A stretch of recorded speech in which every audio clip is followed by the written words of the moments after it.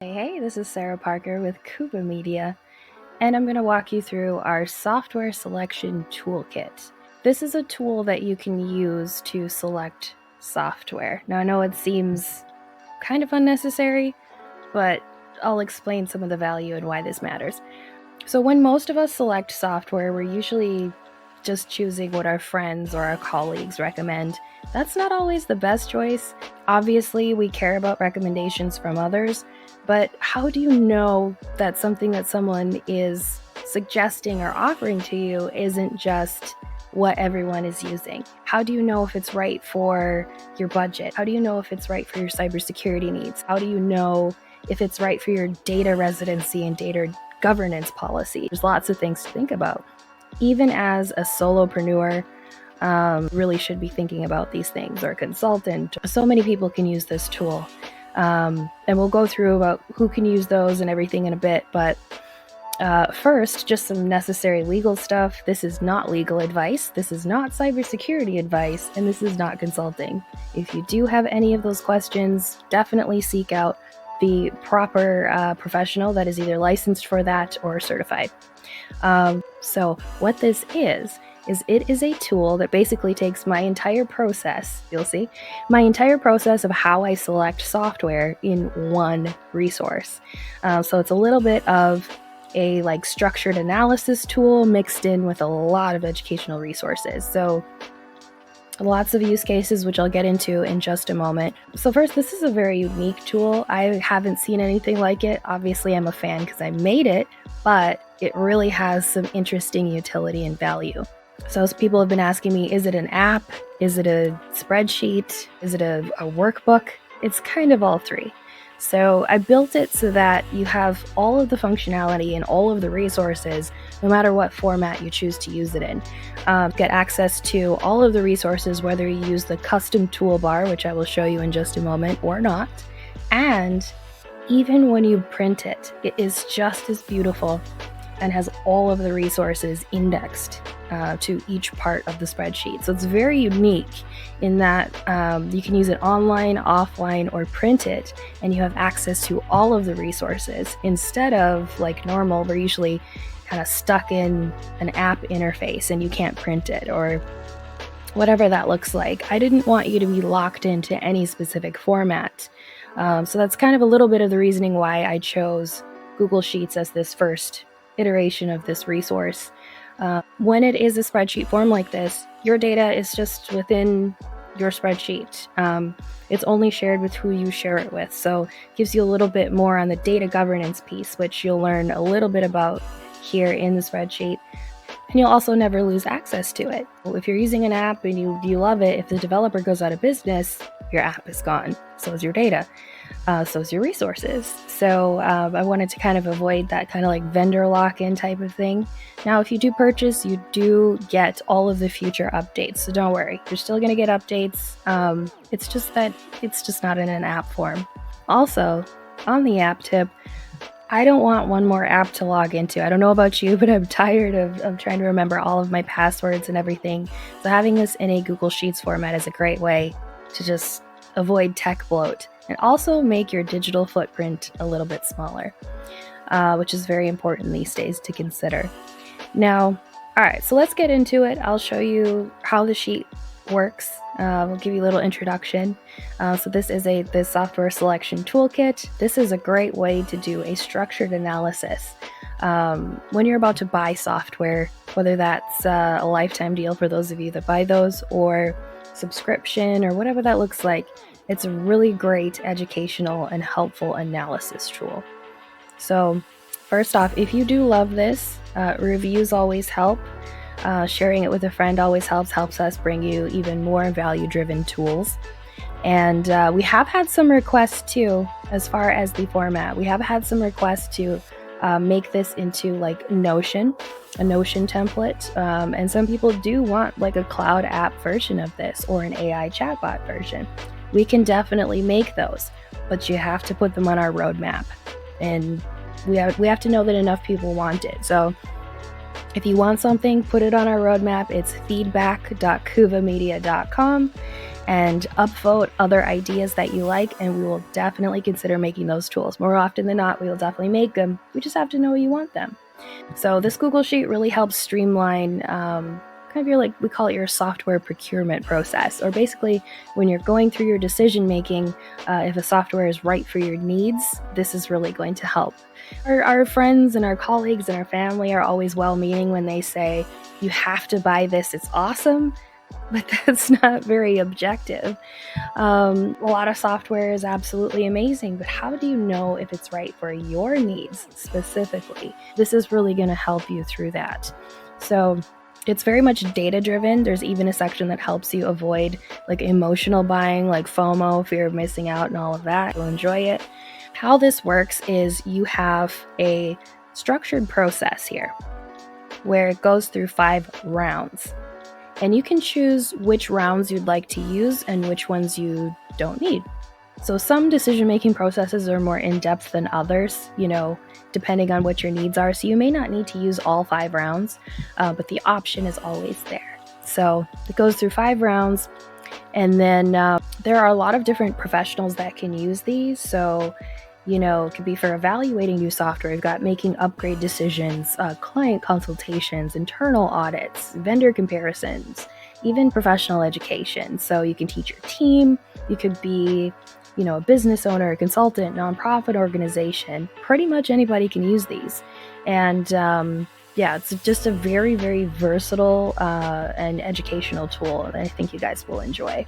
All right, now I'll walk you through one of the very unique features about this, which is the custom toolbar. So let's go ahead and boot that up. There we go. And it might take a few seconds for everything to load, so you'll see this little animation here. So you'll see everything in just a few seconds here. There we go. And that is a little Easter egg, so if you ever want to see it trigger again, just hover or click on it. So this is the tips and learning toolbar. This has a lot of resources that link to different parts of the spreadsheet. So this is kind of like your HQ. In your version, now this changes over time because I will be making improvements, additions, new features, which you have control in, you have a say in, which I'll show you in just a moment. But depending on the version that you get, there's going to be either a walkthrough or a video or something like that right in there. So, here, so this has, everything you need. Now, normally when you buy spreadsheets, you kind of buy the spreadsheet from the creator and then you're just kind of cut off from them. You're just left with the spreadsheet. So I wanted you to feel connected to me and to the Kuba Media team, even after you buy it. So even though it's going to be, your own private copy of the sheet, you'll still be connected to us. You'll still be connected to me. You'll be able to ask questions. You'll be able to ask, report any bugs that you might find or request new features or improvements. So very interactive. You just click this button to get support. Now in this, anytime that there is an external link, it's going to ask you if you'd like to visit that link. It always shows you the end URL as well. And then, of course, you can get connected with us. We do a lot of educational videos, new features, releases, things like that. Definitely want to stay connected with us on social. And then a little bit further down here, you'll actually see an updates feed. So like I said, I didn't want you to feel disconnected, like you just buy this spreadsheet and then, okay, never hear from Sarah again. This is going to show you when there's new versions available, when there's bug fixes, things like that. And this is specific to this actual product.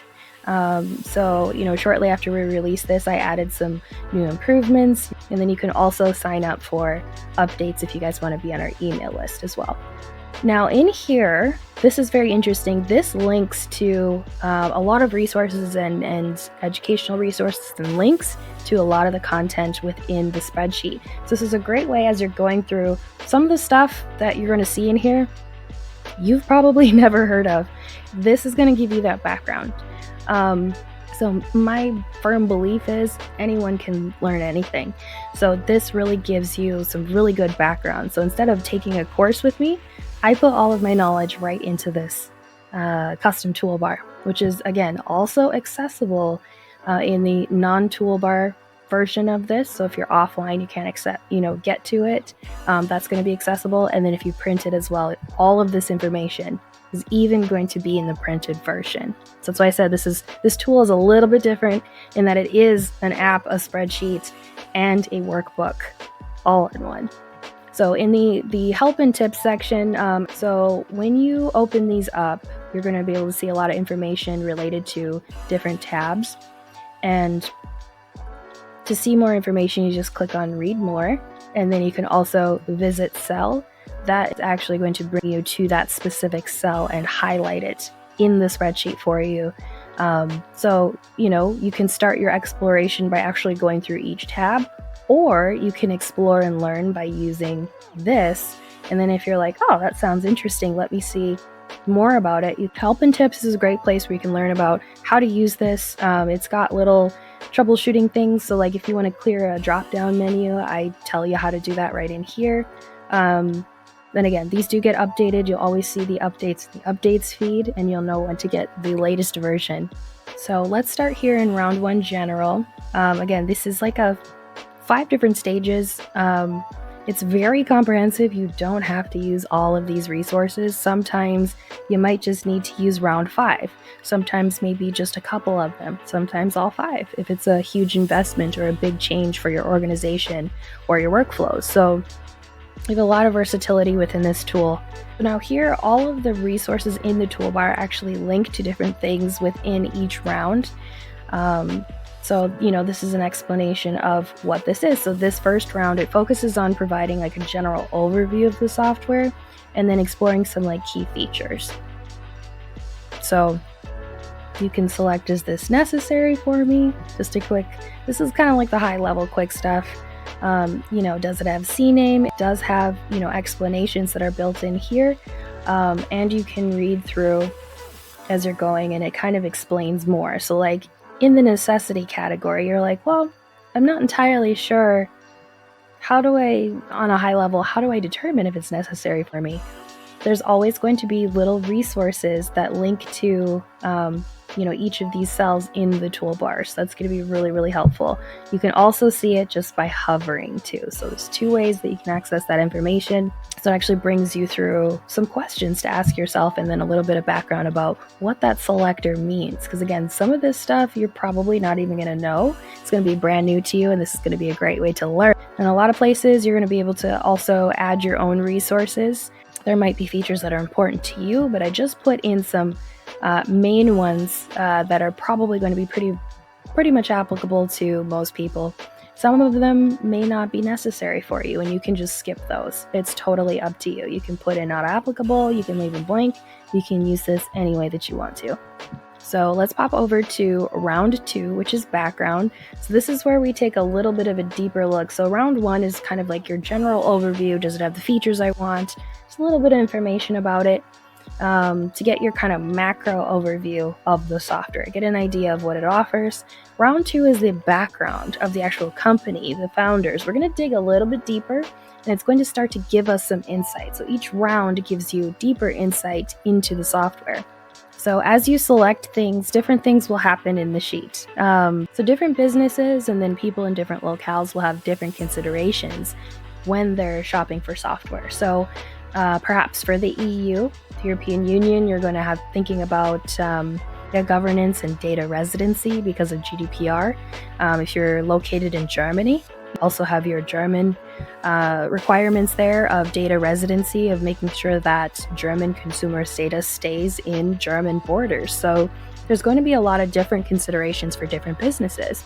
Some people may be in locales where there's no privacy laws that you really need to be thinking about, but you maybe need to be cautious about user data. Maybe you're an attorney or you're in some kind of regulated business where you need to be a little bit more careful than you normally would or could or should be.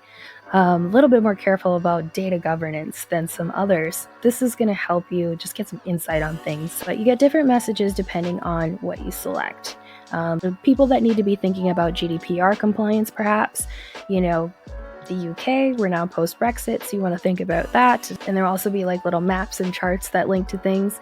And as I improve this, you're going to see more and more of this functionality, which will also be great for white label reports, which I will walk you through in another video. So again, as you're selecting these, different things are going to happen. You'll see, okay, Belgium just got highlighted. And then to clear these, you just select, and you can just do backspace or delete. It doesn't delete the whole thing, but just resets it. So here we're going to set United States. And it's got no additional comments for us, but because we selected Wyoming, there's going to be some different things that might pop up for different countries or states.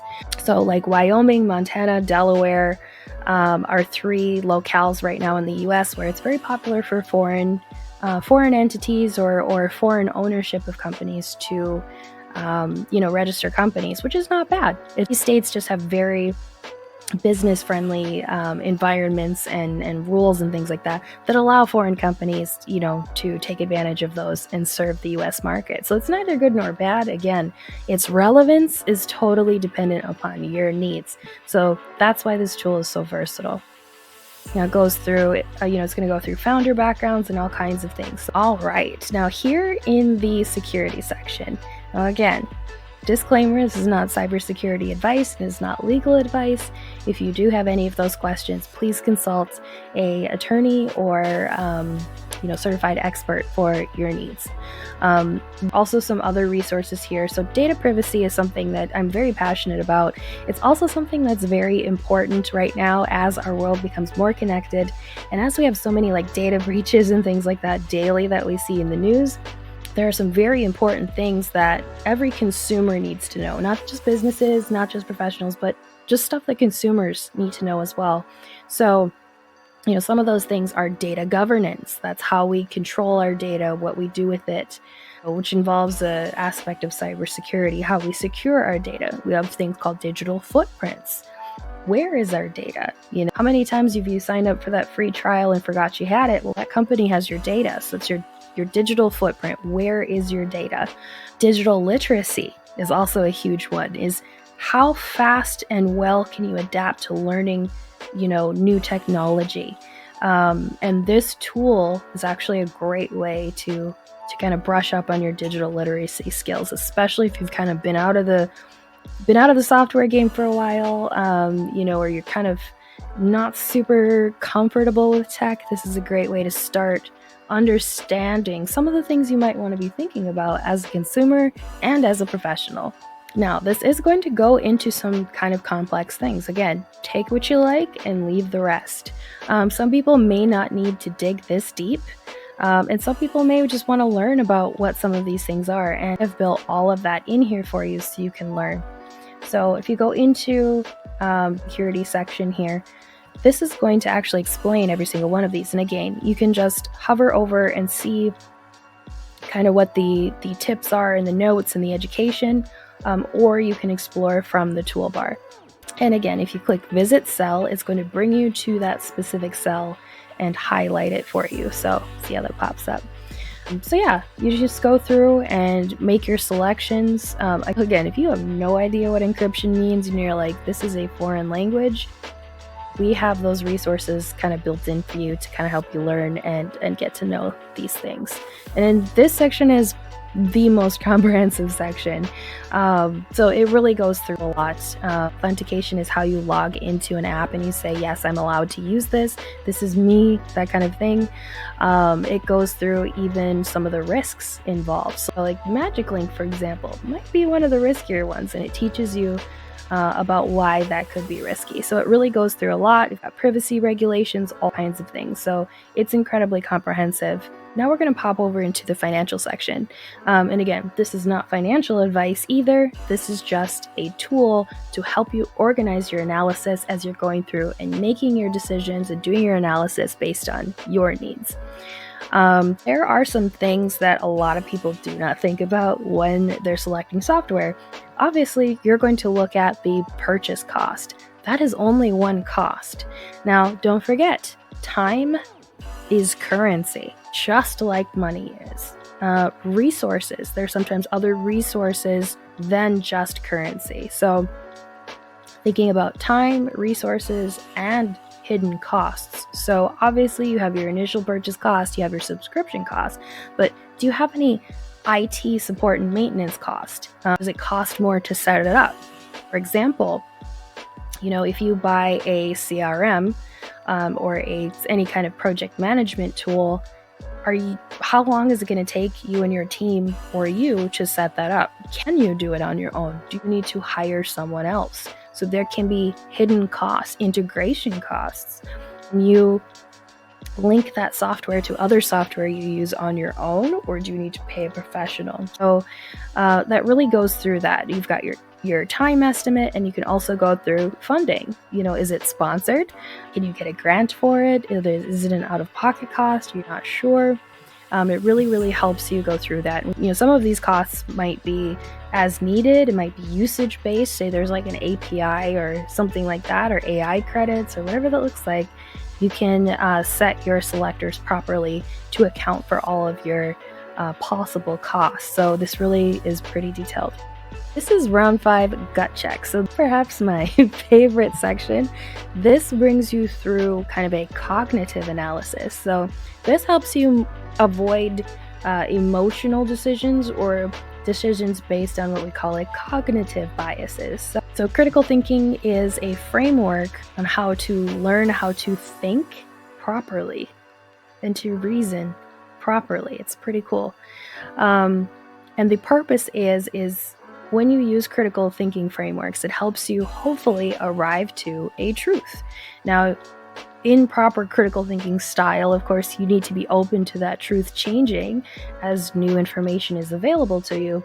But it's really, really a great way to learn how to think, to come to more sound conclusions, theories, and thoughts about things. So in this, again, it's got some questions like, am I making this decision based on emotion? Even cognitive biases like, oh, my friend recommended it to me, therefore it must be good. Not necessarily. So this really brings you through a lot of these, and also goes through, I'll show you actually name some of the logical fallacies that these might run into. So this actually walks you through some possible logical fallacies that could be linked to making decisions based on emotion or cognitive biases. So, for example, FOMO. We've all heard FOMO, fear of missing out. Like, oh, everybody else is doing it. Everybody else is buying it. If I don't do it, you just get that feeling. You get that, but you don't want that. Let's take the feeling out of the decision making. So that's what we call a bandwagon fallacy, or the ad populum fallacy. Because everyone else is doing it, it must be something worth doing, or because everyone else is buying it, it must be something I should buy. Because everyone thinks it's true, it must be true. It is a logical fallacy. So this really brings you through, it's like a mini introduction into critical thinking and helps you avoid that emotional decision making. There's also some more resources that I linked at the bottom if you want to dive deeper. I love critical thinking frameworks. I will have courses on those eventually. But in the meantime, in between time, I have some wonderful links for you here just to explore more and start learning about proper thinking frameworks. And back here, we have something, it's called validation lists. I would recommend not messing with this too much, your breaks and stuff, but this is where some of the validation and data validation is linked to in the other sections that give you those beautiful charts and options. And then of course you also have your help and tips section. So all of those help and tips that are available here in the spreadsheet, all of the resources that are available here in the help and tips section in the toolbar are also right back here. So you'll have access to everything. So yeah, that is the walkthrough of our software selection toolkit. Again, very comprehensive tool. It is an app, it is a spreadsheet, and it is a workbook all in one. Thank you for joining me. Let me know if you have any questions, and the link will be below to buy. Thanks for joining me.